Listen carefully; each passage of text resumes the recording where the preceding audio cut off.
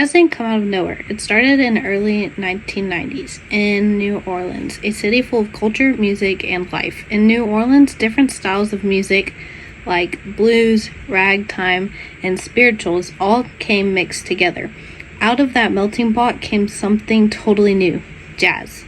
It was wild, it was exciting, and it was all about freedom and expression.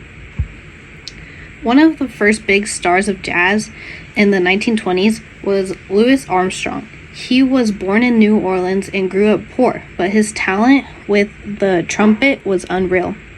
People had never heard anything like him.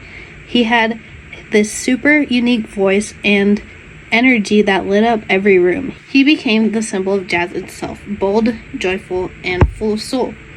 Thanks to new technology like radios and photographs, Louis Armstrong's music didn't just stay in New Orleans. Jazz began to spread all across the United States. From Chicago to New York, people were dancing to jazz in clubs, speakeasies, and even on radio. What started in the streets of New Orleans became a nationwide sensation. Before jazz, everything felt more formal, but jazz was wild, unpredictable, and fun. It made people want to move, and that's why everyone started dancing to the Charleston, the Lindy Hop, and other moves that looked like people were just letting loose and not caring what anyone thought.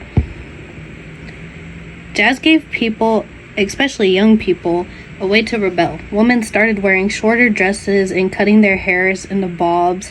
They became flappers, independent, fierce, and free. Jazz was the soundtrack of their rebellion. But jazz wasn't just fun, it was powerful, and it came from African American communities. And when it started spreading into mainstream culture, it helped share Black voices and creativity across the country. It was part of the Harlem Renaissance, where Black poets, artists, and musicians were finally getting attention and changing American culture forever. Some older folks hated it. They thought jazz was too wild, too loud, even sinful, but just made young people love it more. It was rebellious, it was cool, and it was the future. Jazz brought people together in smoky speakeasies. Black and white people danced side by side, something you didn't see much in other parts of life back then. Music was breaking boundaries before laws did.